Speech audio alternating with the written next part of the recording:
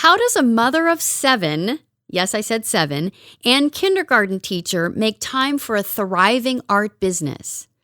My guest on this episode is going to share how she makes space for her creativity and the profound and tender lessons it taught her. We also get a peek into how her business was born and her unique ability to fully embrace each season of life, even the ones that feel never-ending, like mothering. Welcome to this episode of She Made It. I'm your host, Elle Zimmerman, and I'm joined by my co-host, Clara. Hi, Elle. Oh, this episode was so good. The word that I keep going back to describe my conversation with Amy is tender. I love every conversation that I've had on She Made It, but this one has a special place in my heart. I think because Amy exemplifies what I teach women through my course, Creative Uncovery. Oh, that's so interesting and so powerful. So while we're talking about Creative Uncovery, I'll share a little bit about it. It's this really neat process that Elle and I have worked on developing to help you figure out what you love and what you want and what's next. And our theory is that for a lot of women, the thing that they're missing is their own creativity and their own gifts to make something that has never been made before. And Creative Uncovery is the process to help you do that. Yeah, and the thing about creativity is that we often get confused that it is about making art. But Creative Uncovery sort of like sheds light on what it is in your life that you make with your hands, maybe in the way you move through an instrument. It could be baking. It could be how you decorate your home. But that need and that call to create that we're born with is often left untended to. So if you want to get in on Creative Uncovery, we're offering a really special and exclusive offer for our podcast listeners, and that is a totally free clarity call with Elle, which then can be the gateway into the Creative Uncovery program. But the first step is that call. So to schedule it, you can go to ellzimmerman.com and then scroll down a little bit. You'll see clarity call in big letters, and you can click there to sign up. So we're really excited that we're able to offer this to you. Yeah, and I'm guessing because, Clara, you are so good at what you do that there will also be a link in our show notes. It's so true. There will be.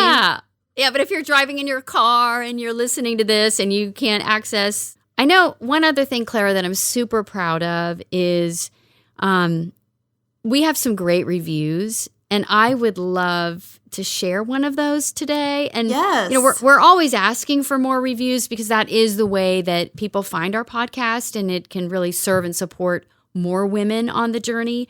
But Clara, can you share one of our more recent ones? Yes. So this is one, like you said, it's recent. And she says, I really enjoy this podcast because it shares a diverse set of stories of women who have found a way to create and find space for the things that they are passionate about or inspired by. It also shows that the success of making it means different things to different women and that it is rarely a linear journey. Highly recommended. So thank you so much, Martha Monster Lover, for this review. And I think this one is just perfect for Amy because how she found her creative spark and made it is really unique and really special. So that review is just the best compliment, I think. Yeah, and we love being able to share our reviews, and we love getting reviews. So Claire, is there a certain way? I know some people sometimes have a hard time figuring it out. They don't make it easy. No, they don't. So the best way to leave a review is to go to Apple Podcasts. You can do that through iTunes on your computer, or even easier, the Apple Podcasts app on your phone. And if you go to ellzimmerman.com/review, I actually have all the instructions there. So if you start to feel confused, that will show you the way. Yeah, I told you she's good at her job. See? Thank you, Clara. Yeah, and the whole deal with reviews, I sort of already said it. It does give us feedback. It's helpful to know how what we're talking about is resonating with people and what people sort of like are honing in on. But it really is just full transparency here. It is the way we grow. It is the way people find us. And my mission is to just help women find their way. Yes. So we're getting close to that time of the show where we're going to share your conversation with Amy. But before we do, I want to share more about who Amy is before we dive in. So Amy is a mom of 7, an artist, a kindergarten teacher. She's a pastor's wife, and she has a thriving art business. Her Instagram account at AniArt, which is AHNIART, has garnered tens of thousands of followers, which then led to an Etsy shop that has now made over 5,000 sales. She sells these adorable stickers and magnets of her art, all to encourage people's faith through beauty. In this episode, you'll get to hear her distinct process for incorporating prayer into her art. You'll also get to hear how she has navigated motherhood and creativity and how she has turned those creative gifts into her business and her ministry. So stay tuned for Elle Zimmerman's conversation with Amy Kirk. Welcome to this episode of She Made It. I am here with my guest, Amy Kirk. Amy, how are you today? Hi, Elle. I'm doing well. It's good to be here. Yeah, and Amy, where are you recording from today? I'm sitting in my dining room right here in Cincinnati, Ohio. Yeah, in fact, we're close enough we could have met in person for this, right? I would have loved that. Yeah. Yes. Yeah, so I'm going to just sort of, give a little bit of why we're connecting here and how we met. So Amy is a teacher at a classical school in the Cincinnati area, and it is the same school that my children went to. So I think you have a lot of kids. You have a lot of kids, and I have 3, and I'm sure your kids overlapped with my kids somewhere along the way. Mine are grown and now in high school, and I have one in college, and so yeah, you have 7 children. Let's just start there, because one of the challenges that I speak with women about is how do I balance motherhood with my business, with my art? So tell me a little bit about that, your role as a mother and these wonderful children. Yes.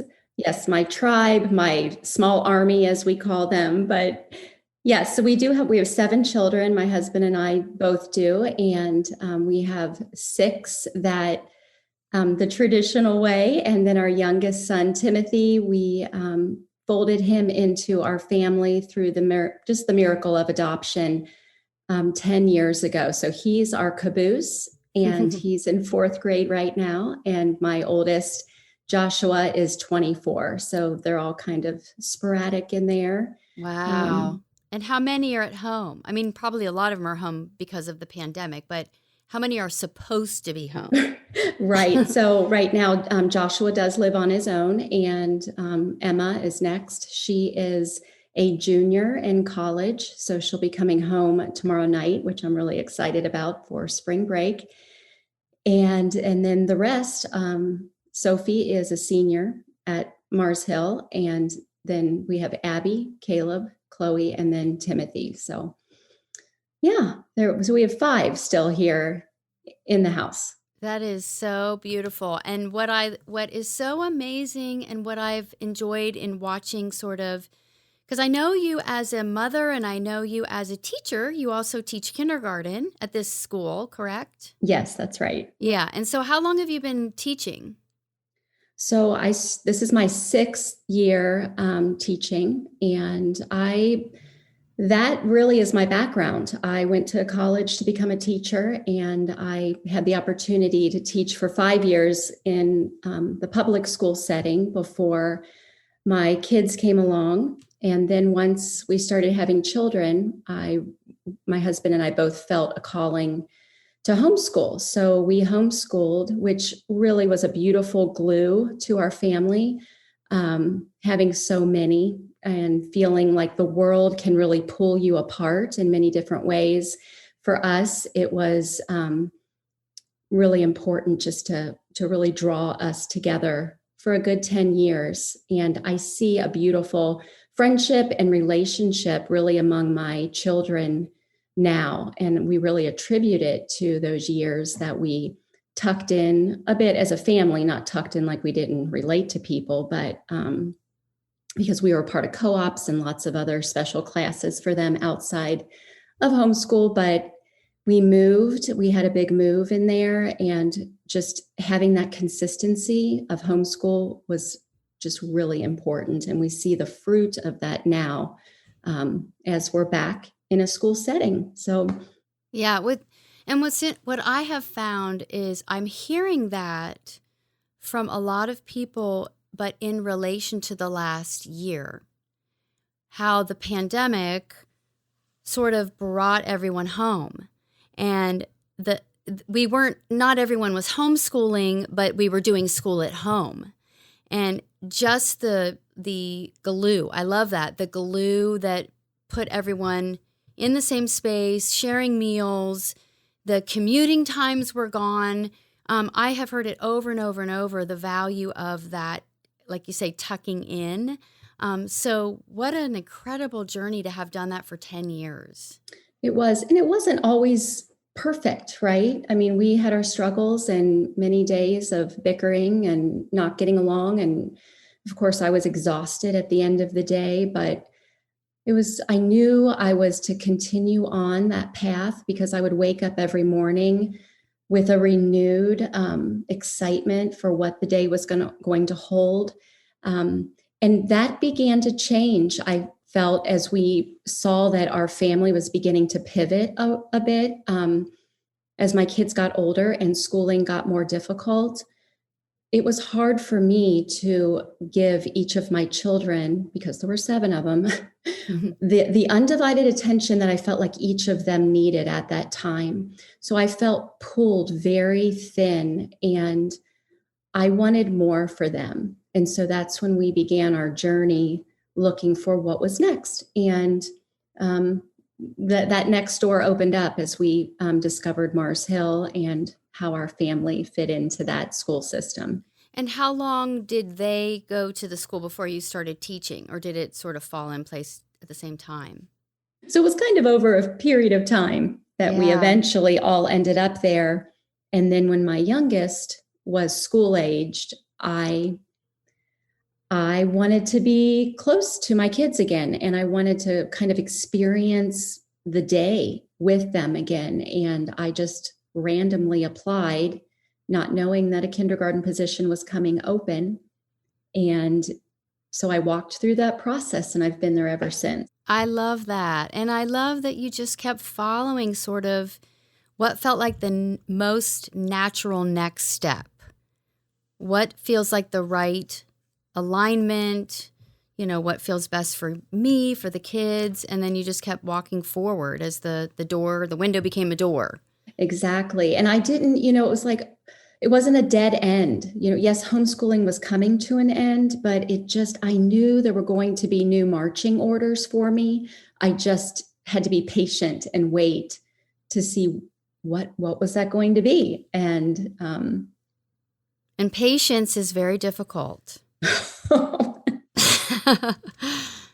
It's very difficult, especially in our society where we've heard it a million times, the instantaneous information and just everything at our fingertips. We have the lost art of patience. It's so true. That's, my husband often says this, we're hungry and we can order a pizza and it arrives at our door in 20 minutes, or, we can't wait at a stoplight longer than 2 minutes, or we get frustrated, or we wait at a doctor's appointment and we get so irritated. Mm-hmm. And yet learning to be still and look up and look around, look outside of yourself, as you're waiting in that time and space and place. And there's just so much going on around us. And I feel like we miss it because we move at the speed of light all the time.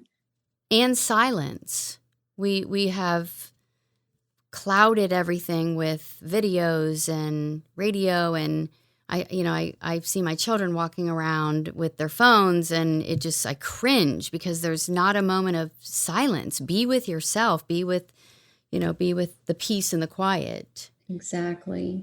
Yeah, one of the so what is so intriguing to me about you is that I knew you as a fellow mom. And I knew your children, very talented dancers, actors. My kids did theater, and so beautiful family. And then I stumble upon your Instagram page, and I get curious, and I see this thriving, incredible business. This, you have an Etsy shop that has thousands of sales, and you've been doing this for years. And then I try to put together, okay, 7 children, homeschooling, now teaching, but yet this incredible business. And I know many listeners are going, okay, how does she do it? So what I'd love to ask is just the name of the business is Ani Art. And I love how the name came to be. So let's just kind of start at the very, very beginning. Like, how did this business come to be, the name, what you're doing, all of it? Because it's such an incredible story. And I get this question often. And it's, well, just, how do you do it? How do you do it? And I don't always do it all well. And that's where grace, I feel like, comes in. And I feel like I'm really walking in the path that, for me, God has really set out for me. And this has been a faith journey for me, really, over the last, I would say, 20 years or so. And so I'm really walking out into my calling, and it's unfolding sometimes at a pace that I can't keep up with, but then it slows down, and it's hard to know exactly where to begin. My mind's reeling here, but well, let's just start with, because you just told me that you studied and you were studying to be a teacher. You were a teacher. So then, one of the questions that I often ask my guests is, what is your first creative memory? Can we even start back there? Oh my goodness, sure. Remembering is one of my favorite things. So as I think back to who God's created me to be, I do find myself to be this compilation of just my DNA, the history of my family on both sides. And I always say I come from a long line of artisans in many different factors, whether bakers or crafters, carpenters, needlecraft work, beautiful needlecraft work. And I really grew up around that. So whether it was my grandparents, spending lots of time with my grandparents, both of my parents are also very creative and talented people. So I grew up around the arts, things that you make and build with your hands. And just some really sweet memories that I can recall. My grandmother always had these lumps of clay, and it would just be the two of us, and she would say, let's make some pots together. Let's make some pottery. And so we would make bowls, lots of little bowls. And then she'd take me outside to her little flower garden, and she'd say, let's fill these bowls, and you want to make a salad for the rabbits, or, just something creative. And we'd go over to her mint plants, and we'd pick off all these colorful little flower petals and mint that smelled so wonderful. And we'd fill these little clay pots, and lots of pretend play happened. So I was very young when we did that, but it's seared in my mind. I love that. It's so delicate. And so tender. Very, very tender. And talking about that slowing down of life and being together, I think, is what really stands out to me. And my grandfather's workshop was right on top of the garage. And I remember walking up the back concrete steps, and we would slowly open the door to his wood shop.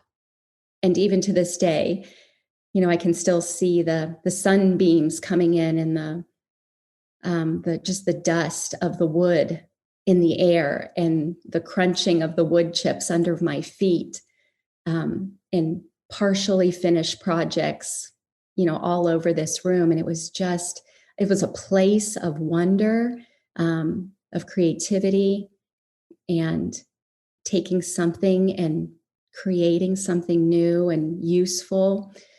So those are just two that weren't necessarily anything that I didn't create anything, but they were experiences that I think helped shaped me just into the beauty of creating with your hands. Mm-hmm. What would you say were the first things you created? Oh my goodness. I think coloring, crayons, anything I could put in my hands and a piece of paper was just brought me peace and quiet and wholeness.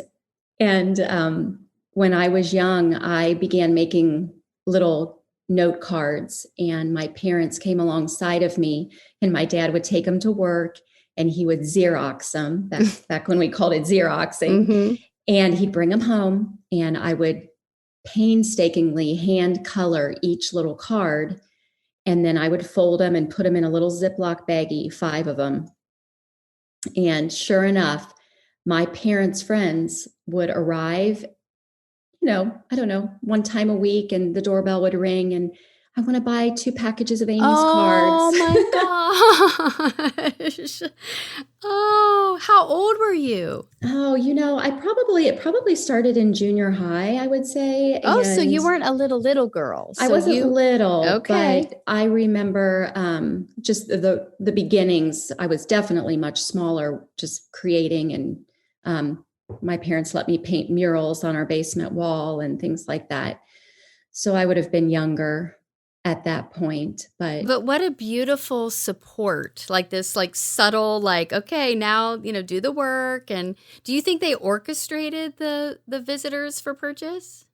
they definitely, I know they shared that, my little card business, and they just were so encouraging, and it was just so sweet. And even I remember seeing my cards on gifts if I would be at a party. Oh, and thinking, oh my God, they actually use these cards. Oh, I love that. So, $1 here, $1 there. Yeah. It's not even about the amount of money. It's about the exchange of almost a validation or honoring what you've created, even if it was 50 cents, it's that exchange. So then what made you decide not to go into art school? Were you just seeing it as a hobby, not really a career? Mm-hmm. My high school art teacher, I think I took art 3 periods a day. I just couldn't get enough of it. And she just encouraged me to go into art school, and my parents and we would visit. And this still to this day is a bit of a mystery to me, but I would walk in to these classes, these art schools, and it was almost a panicky, smothering kind of feeling, and I couldn't put words to it. But as my parents and I began to talk about it, I think my greatest fear was that I had to be creative day in and day out. And that concerned me. And I felt like it was going to take the joy out of the freedom that, if I had an inspiration, I could sit down and create something. But what if I couldn't? And I don't think I was mature enough in the moment to realize that that's probably the greatest fear of every art student that goes into art. So I didn't choose that path. I walked away from it.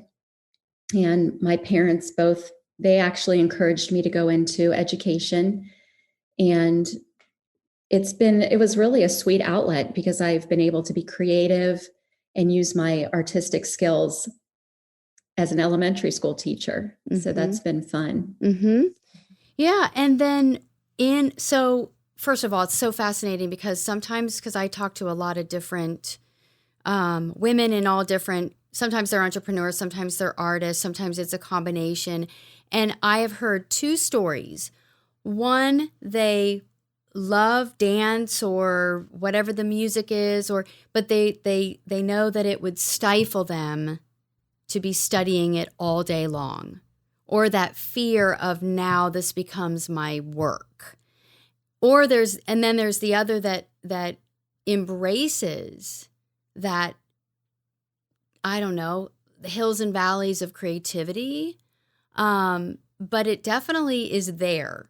And how you choose to walk toward it, I think is, again, our body tells us stuff. You felt this smothering, that's truth, I think. That is God speaking through us in ways that inform kind of our next steps. And and so then when did the art that you're doing now start? How did it start?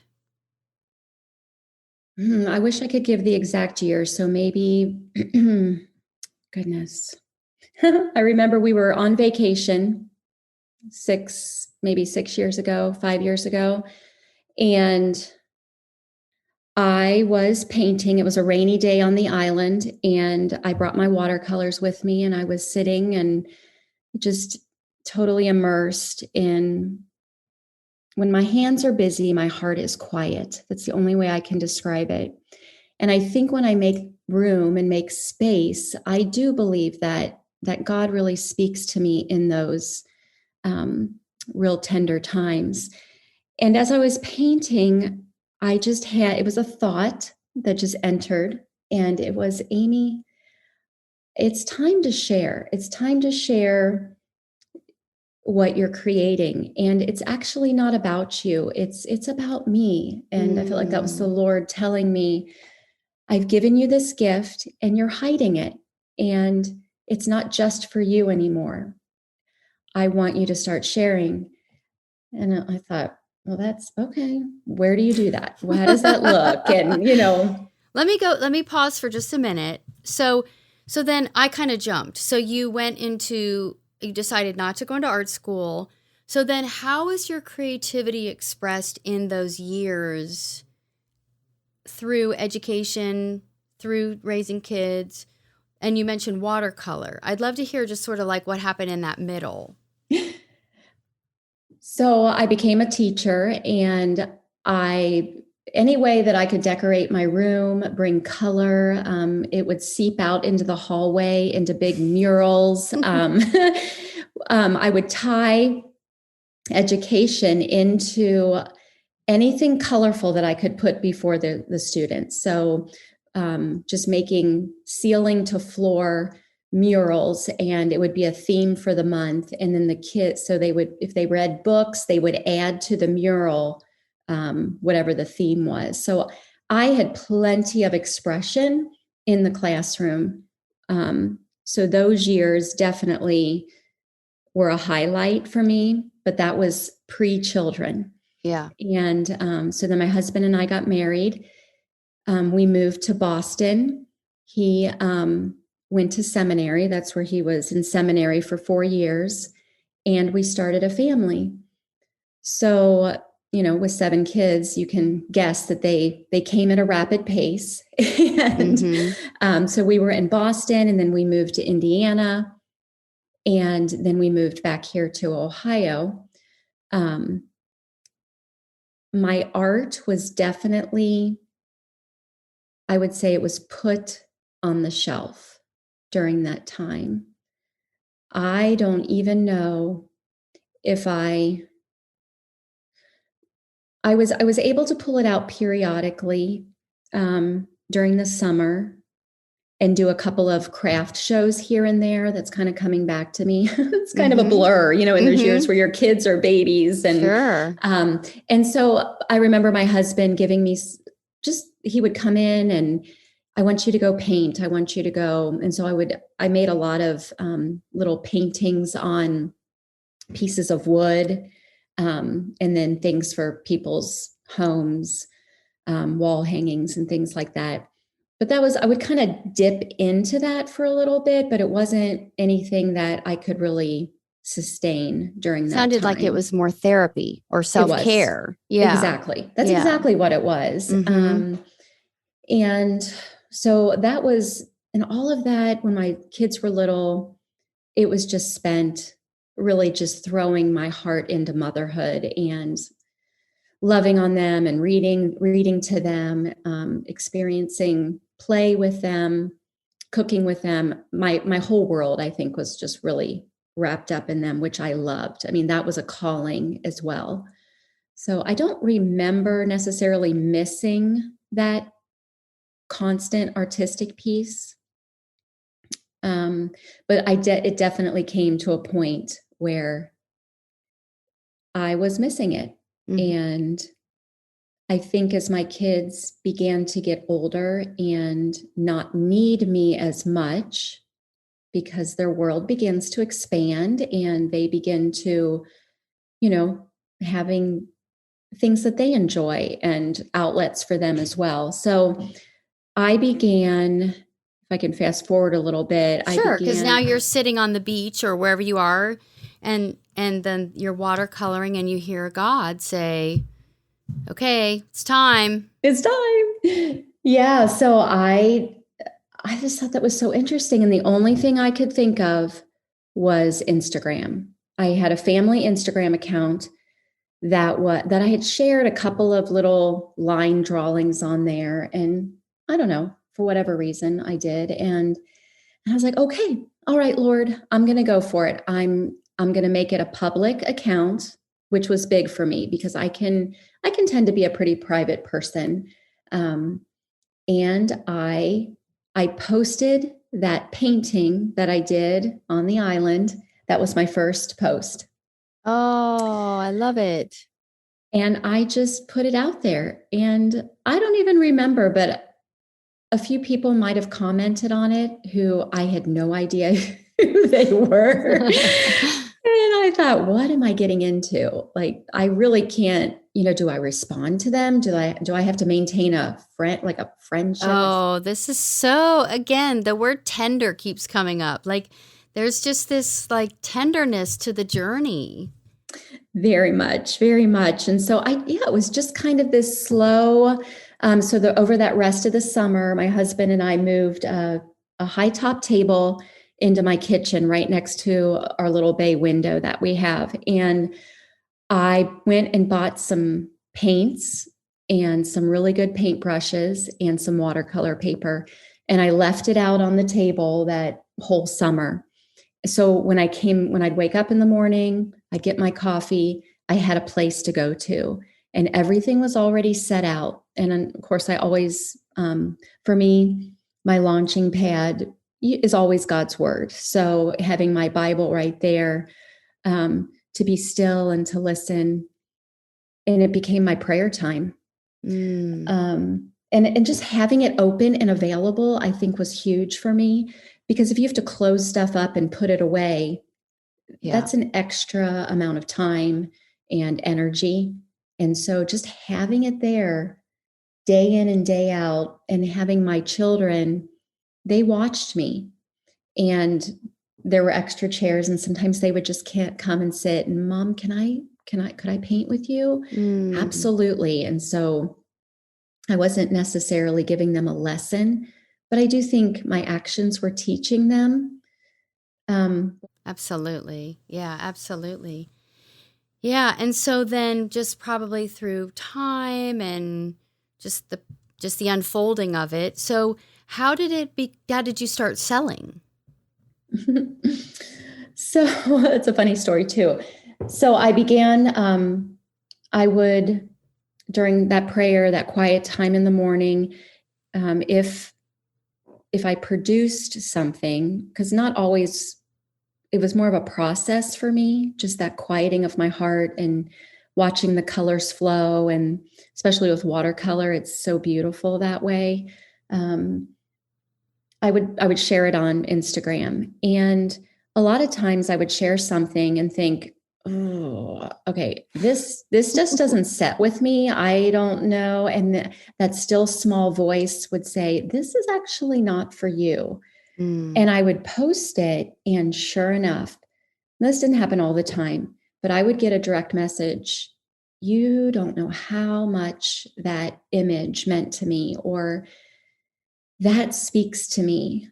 And thank you so much. And I just began, I would say, then it's yours. Send me your address. And Oh, I love that, Amy. it was beautiful. And I just began shipping out pieces of art because it wasn't made for me, but it was Oh, made yeah. for someone else. And this went on for some time. And my husband lovingly came to me one day. It's like, and okay, enough, Amy. He's like, sweetie, I love your heart behind this, but have you ever added up how much you're paying in, shipping all this stuff? Right. And I'm like, well, it's a gift. It's a gift. And he said, right, but let's get creative about this. Maybe your art actually could reach more people if we begin, maybe we can make prints of some of this, and maybe it could be a source of just some supplemental income for college, or whatever might come down our path. So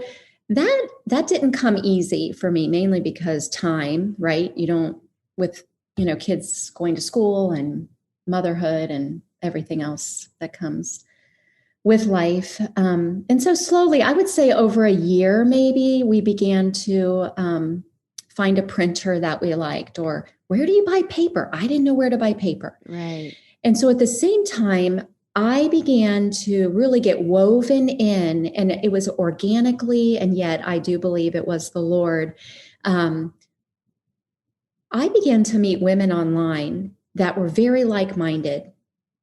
And what I found, that there's such a community there of encouragement and building each other up, lifting each other up, sharing we would share each other's whatever they were making, and just to get other people's work out there. And it was so amazing how God began to bring these women into my life who began to teach me things, who I was able to pray with them, encourage them, walk through some really tricky times. And here we only knew each other through these tiny little squares, right, on Instagram. Yeah. But yet are relating through, these small groups that we had. So I'm going to ask you a question about that, because first of all, I just love that this really, you use the word folded in and unfolding. You use those words. And so it is this unfolding, and then, but you've just brought in the element of support, the importance of community and other like-minded people. And how did you, because this is, again, if we think of our listeners, how do we find that like-minded community? Did you join a Facebook group? Was it a course you took? How did that happen?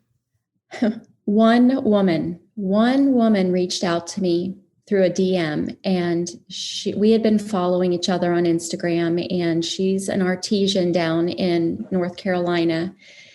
And she said, Amy, I'm trying to put together a group of women here on Instagram where we can just encourage each other daily.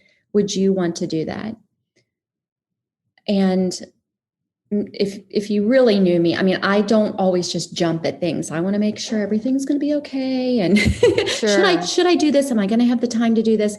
But something in me just said, yes, let's go for it. And I jumped into this group of women, and we just began to share who we were, what our art form was, and kind of what our hopes were. We stayed together probably a good 2 years, I would say, with this first group of women.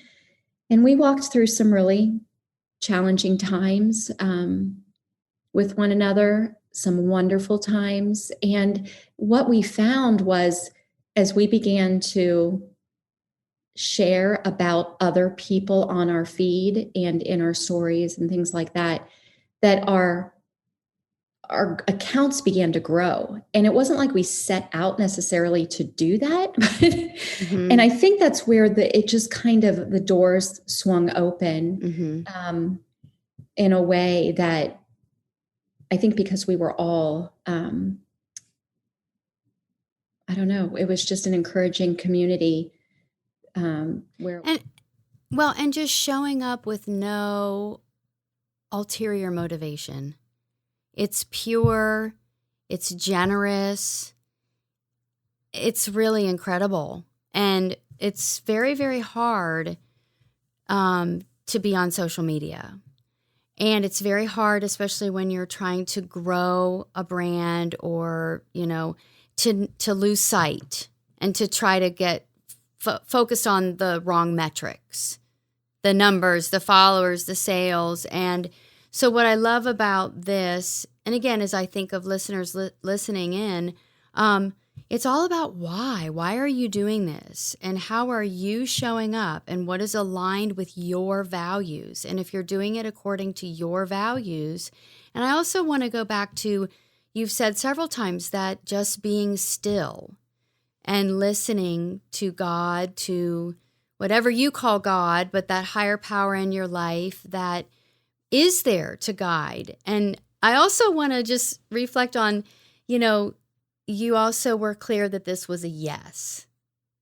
And being open to those hints that come to us so we know which doors to go through. Exactly. Those little nudges. We tell our kids, obey the nudge, because, we believe that the Lord does do that, those promptings, whether it's a thought, of it, wanting to encourage someone. It's always easier to say, oh, I don't have time for that. But saying yes sometimes is a really beautiful surprise gift that we could never imagine. So then because now you have an Etsy shop and you sell, I think, mostly magnets, right? So I sell vinyl stickers. Okay, sorry. I knew that. I said the word magnets. It's so funny because, I just got my first supply of magnets. So I haven't done that yet. I knew. Yeah, I meant stickers, but Right. Yeah. So that actually, another friend of mine, she was not, I didn't know her, but she reached out to me. She was making a book online. It was going to be an ebook, and I didn't know her. And I was doing some calligraphy work, and she reached out to me and said, I would love to put some of your images in this ebook. Would you want to do that? And that to me was just a very easy, yes, I can do that. That's not going to require a lot of time. Well, that grew a friendship with her, and she's got some classes that she has done to understanding Etsy and how you can begin to start an Etsy shop. And so I was able to take those classes and kind of understand the inner workings of Etsy, because I had started the Etsy shop, and it's, you put the stuff out there and then nothing happens. And that was a bit frustrating for me. So I took this class, and she also gave all these helpful tools and suggestions as to what you can do with your art. And one was to make stickers. And I thought, oh, that is really fabulous. I think I want to do that because I have a laptop. My kids have laptops. We all have water bottles. And I love keeping my colorful, whimsical art in front of me. And so I just went for it. And it's been such fun. How long ago was that pivot? Oh my goodness. You can tell I'm not real good at years and times. It's been a couple years, I would say. Mm-hmm. Probably a couple. Yeah. But that's been really fun. And so one question that comes to mind is, again, when I peek from the outside view at the Instagram or Etsy, is your family involved? Is this a one-woman thing? Like, how are you supported in this now? Other than, you talked about sort of that support of the other artists helping with resources, but what about just the day to day? How do you keep up with Instagram? How do you keep up with the Etsy shop? It seems like you're designing or drawing something new several times a week, if not every day. Well, and this is my greatest creative outlet, and it's also my connection to the Lord. So if I can speak freely about that, I did. I grew up in a Christian home. I married a man who became a pastor. And if I'm being honest with you, praying was always a struggle for me, and it was a wrestle. And I just could never still my mind. And I would try to sit still and close my eyes. And I really wanted to pray to God, but my mind would be in 1,000 different places. And so I would give up and just be very frustrated with myself and think, what is wrong with me? Like, I've been to church all my life. Why can't I learn to commune with the one who created me? And one day, a dear friend of mine sent a book to my children called Praying in Color. And I love that. I ripped that. I took it out and I looked at it and I devoured that book. And I knew immediately she didn't send it for my kids, but God sent it for me. Oh. And Sybil Macbeth is who wrote this. And she has one for children. She has one for adults. She has one for men. It's called Praying in Black and White. And I just listened to her journey. I read her journey and I'm like, this is me. This is me. She talks about creating a little parking lot for your thoughts. And so as you sit down to pray, just have a piece of paper and a pencil and to begin to, if anything, just kind of floods your mind or takes center stage, that kind of veers you away from concentrating on your prayer time, to write it down. Just get it in the parking lot and go right back. And then she talks about praying without words. And actually, when you sit and you use paint or you draw with crayons or colored pencils, the lines and the design actually can be a prayer without words. And so I began this. She goes into great detail, but one of the ways is that if someone needs prayer, she'll write their name in the middle of the paper, and then she just begins to create around the name.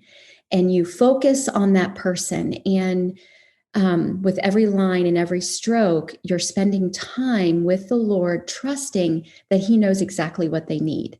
And so when you're done, you actually have this like prayer peace that you have spent time lifting this person before the Lord. And then you've got this beautiful colored piece of paper.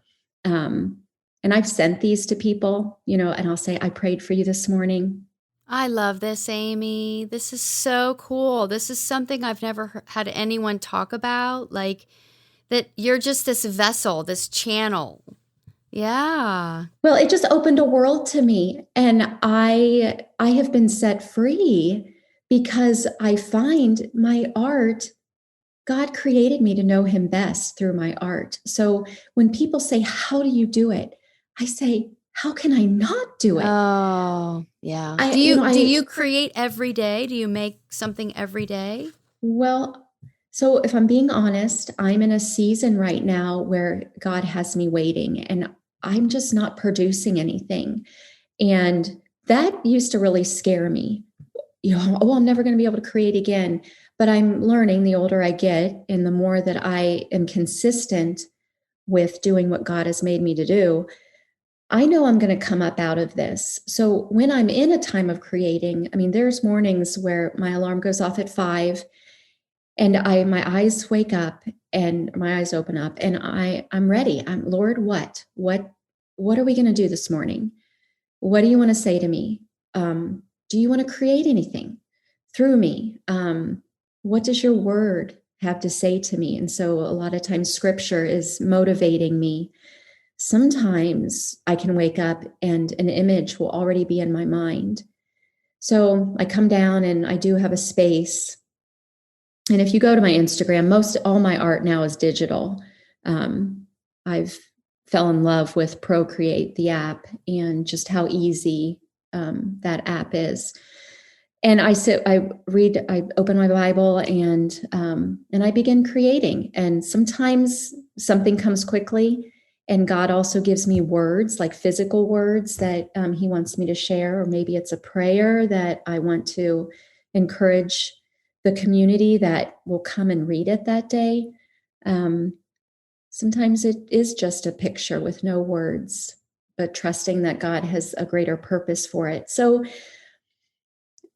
I don't want to ever be a stumbling block to people. I think that's my greatest concern. When they look in on my life and, okay, 7 kids, teaching, and then you're producing, art. And I feel like I'm finally, I'm in my 50s now, and I'm finding out who I am. Mhm. And I want that for other people too. I mean, I want to bring God's invisible qualities to this visible world. And I pray every day that my little square on Instagram can be that. I just want to encourage. I really do. So I think as an encouragement to those who, feel like, well, I can't do that.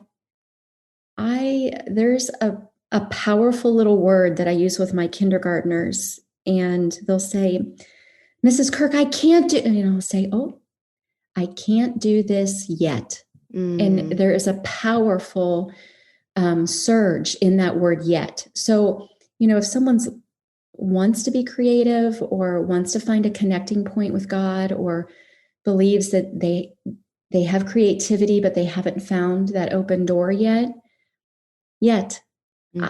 it's there. It's really there. And it's in that process of waiting and being willing to pause, be still, patient, like we said earlier, just growing that sense of contemplation. I mean, we just don't live in a world like that. And maybe it's because I am getting older, but I am finding beauty in the waiting and trusting in God's timing.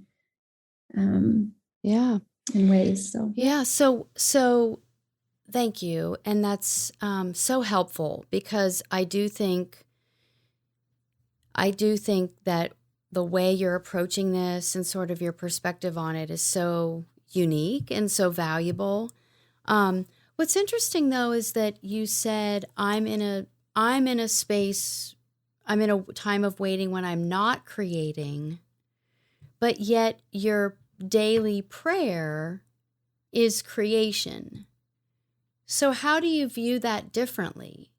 I'm finding the beauty in, I don't have to produce something every day, but sometimes God has me go back and look at even my old art, and pick out something, fine tune it, or maybe I'll see something different and use it in a different way. So my waiting is, I don't feel overly creative. I don't feel, images aren't coming right now. And I'm okay with that, because I'm trusting my past, knowing that I've been here before, and something will awaken my soul again. I just don't know what it is. And Right. So maybe now, if I can just maybe put words in your mouth, maybe now you are focusing, you are doing the business part, which is still sort of for you, I think, a ministry. Absolutely. Yeah. But there's a business element. There's the social media, the marketing, there's the work of the business.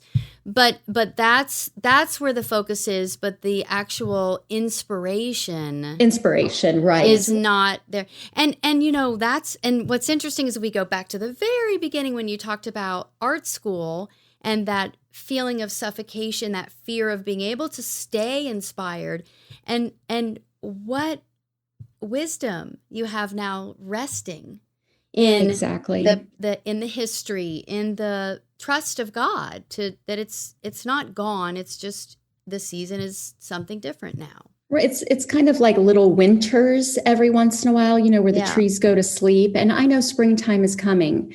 And I just hold on to that hope. Yeah, the creativity will come again. I believe that. And Yeah. So we are going to wrap up here soon, but one other thing I don't want to leave without touching on, because I know that a part of your creativity comes through dance and movement. Yes. And that was definitely a season with my girls. So I have 4 daughters, and I danced as well as a little girl. So I started ballet when I was 3, and then I danced through college. So movement and dance was always a part of me. And I always say that I was most alive when I had crayons in my hand and ballet slippers on my feet. So, once you become a mom, and we've talked about that, you let things go. You just, you pivot, you're into new things. And, but my girls began dancing and loving it. And then we moved back to Cincinnati here, and we got connected with a Christian Dance Alliance, where they used dance as worship. And it was this aha, like no one had ever connected those dots to me. I danced all those years, and it was just something that I enjoyed. But here again, I had no idea that it could be another pathway to my creator. And so my girls began dancing and using it as worship. And once again, it's another prayer language without words. Yeah.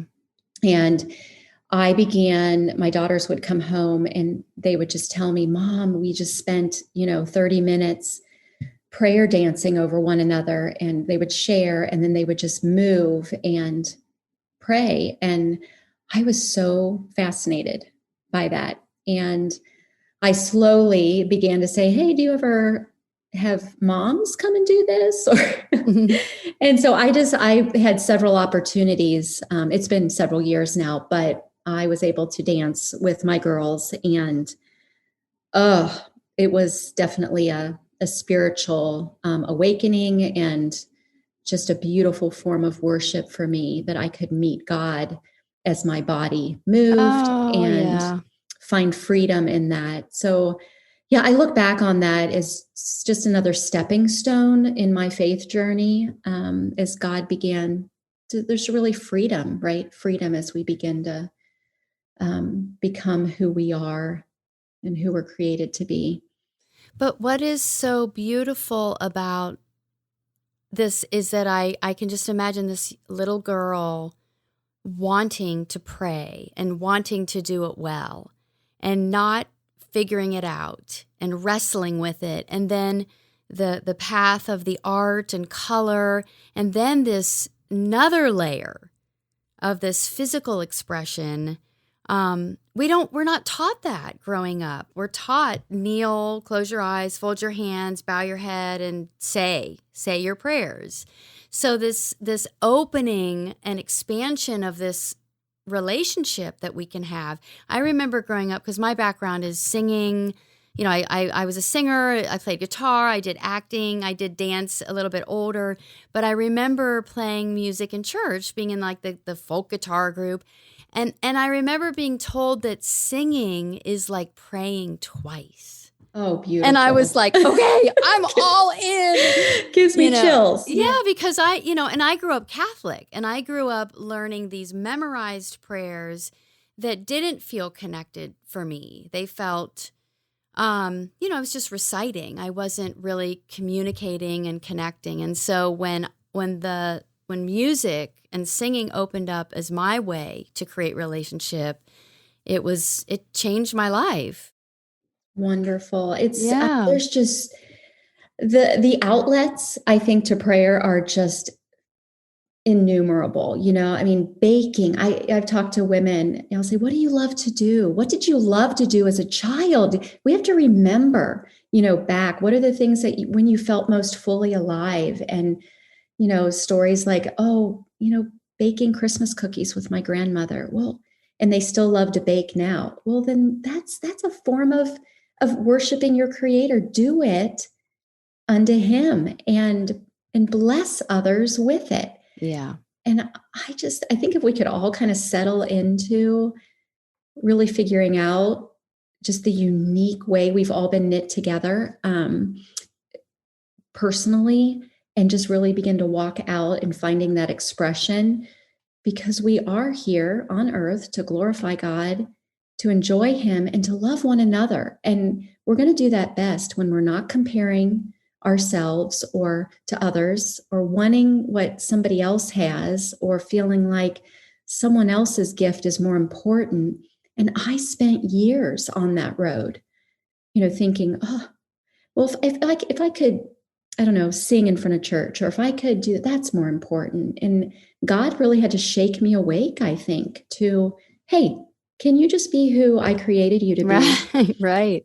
And it's going to be a beautiful ride. It's not going to be easy, but it's better when you're Amy. Yeah. I love that. Yeah. Yeah. I had created this patchwork Amy that had lots of loose threads, and it wasn't easy to keep that Amy together. So yeah. Yeah. Oh, Amy, this has been a great conversation. And before we do our final wrap up, I'd love for you to share with our listeners how they can find you. Oh, sure. So I'm on Instagram, Ani Art. It's AHNIART. That's my handle. And I also have an Etsy shop as well. And that's the same handle, is just Ani Art under shops. So, and we'll put the links in the show notes, and these very whimsical, very beautiful vinyl stickers, and now magnets, I guess. There will be magnets. Yes. Oh, well, it was a pleasure talking today. Thank you for being my guest. Thank you, Elle, so much. Thank you so much for tuning into this episode of She Made It. Our goal is to reach as many women as possible through this podcast to inspire them to find their truest, most creative selves. And we need your help. Apple Podcasts is way more likely to put our show on other people's radar if we have reviews. If you've enjoyed even just one episode of She Made It, we'd be so honored if you left a review on Apple Podcasts or iTunes. It's easiest to do this through the Apple Podcasts app on your phone, and if you're not sure how, just go to elzimmerman.com/review if you need some instructions. Thank you so much in advance. We cannot wait to hear from you.